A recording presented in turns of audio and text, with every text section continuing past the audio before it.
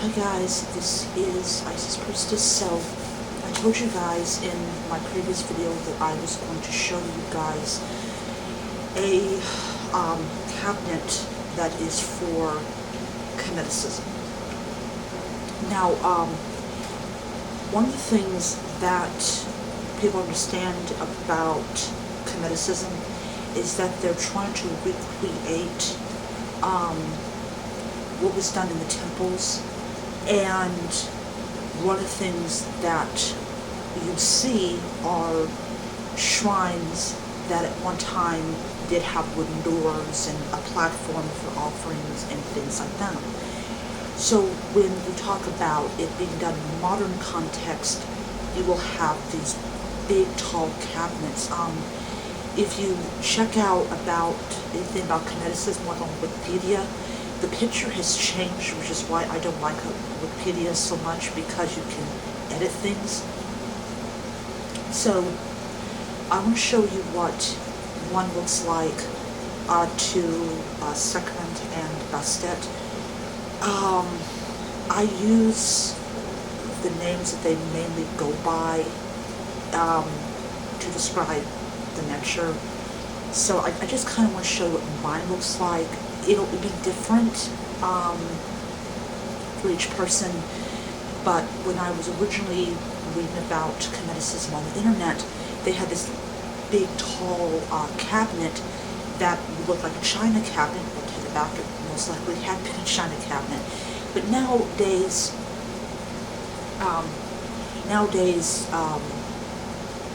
there's different variations to shrines and enclosed spaces and things like that.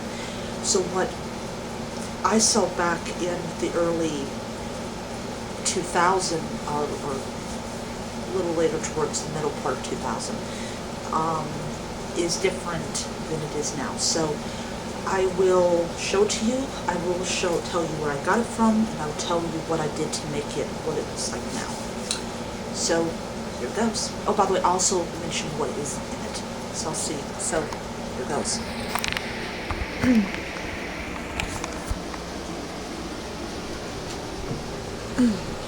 Alright. Oh, up close this. Alright.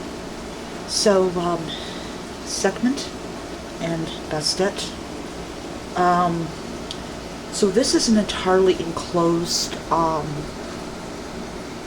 space. I bought this at a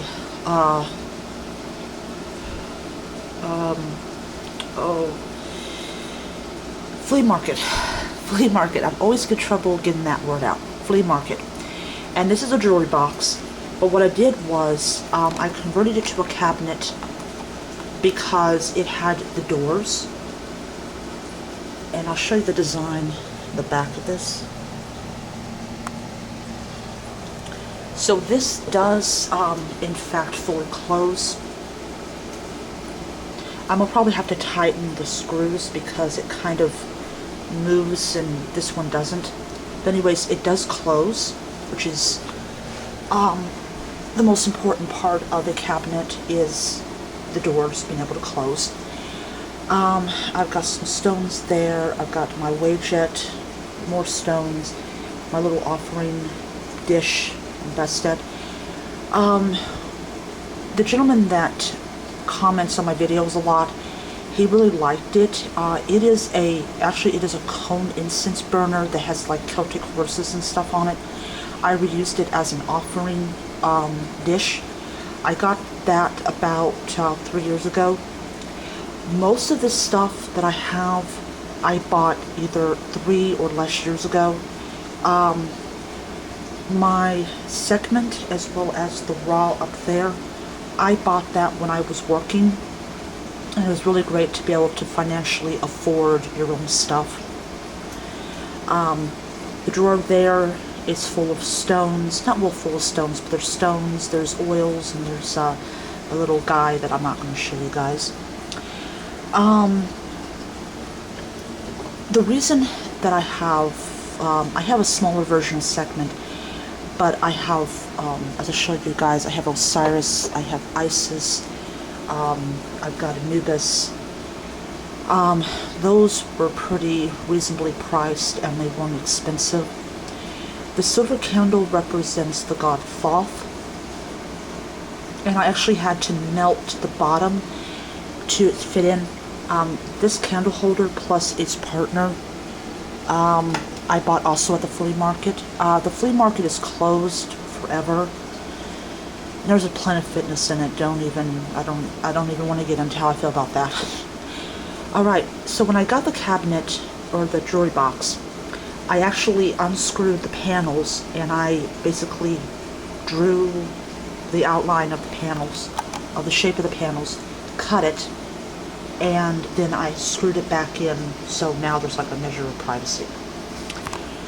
Over here are my prayer beads. Once again, something I bought when I was working, this right here. I was using beads that I had bought around Christmas time, and I use these as my prayer beads. I know it might sound stupid for a lot of people, but I believe in using what you have. I believe, you know, it might seem stupid to people, but if this is all you have in the form of beads, or these, and you're not good at making prayer necklaces or whatever, don't worry about it. Just string them together and all that. So, so my incense burning and all that. So, yeah, that's my cabinet. Now, I've seen some that are far more elaborate. I've seen some that are simple. I've seen a whole bunch of different kinds. So I'm going to swing back over so you guys can see me.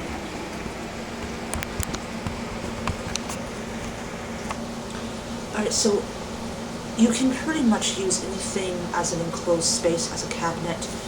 It doesn't have to be like this, even though I do really like this, because it does have the doors and I don't have to put in, you know, building thing. I'm thinking about seeing how I can unscrew those two carousels. I gotta really watch it. It's right, really right at the edge of this table, which is why I wasn't exactly a fan of putting one up, because there's really nothing keeping it from falling over except where I placed it. But if you're interested in basically having a cabinet, you can get a jewelry box. You can get, you know, Walmart, Kmart sells them. But you can buy a jewelry box that looks like a cabinet that has the doors, and you can do whatever you want with them. You can decorate them however you want, which is why I like them so much. But all in all, it was a great idea when I bought it. I still like it. What I do like about cabinets is that you open it up and it has that feel, and it's very different from an altar. It's great. So I'm going to keep it like this because apparently the nets are like that. So I'm going to see you guys around. I hope you guys enjoy the video. I hope that it helps someone out there. I mean, it's one thing to talk about cabinets and Kemeticism, but it is another thing showing them, and I think that is the most important thing. I mean, people, they like to hear about them, but people kind of want to actually see one physically. So, yeah, I'm going to end it there. I hope you guys enjoy the video, and I will see you guys probably Friday.